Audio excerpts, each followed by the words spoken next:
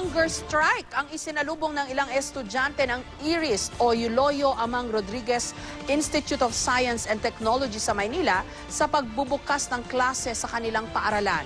Blinacklist daw kasi sila o hindi pinayagang mag-enroll dahil sa pagtutol nila noon sa mga dagdag bayarin.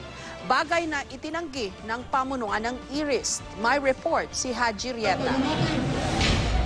Hindi lapis at papel ang bitbit ng mga estudyanteng ito sa unang araw ng pasok sa Yuloyo Amang Rodriguez Institute of Science and Technology or IRIS sa Santa Mesa, Maynila. Ang hawak nila mga placard at bandera. Nagsunog pa sila ng isang banner bilang simbolo ng kanilang protesta laban sa panggigipit umano sa kanilang pamunuan ng paaralan. Ayon sa mga estudyante, 35 sa kanilang na-blacklist dahil sa pagprotesta kontra sa 1,000 pisong development fund para sa pagpapatayo ng gusali sa naturang eskwelahan.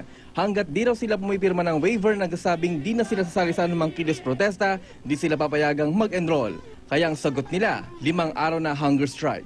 Yung waiver, syempre, pag URAP dun sa karapatan ng mga estudyante, bawal na ba ngayon sa bansang may demokrasya, bawal na bang ipahayag yung iyong mga opinion sa mapayapa namang paraan?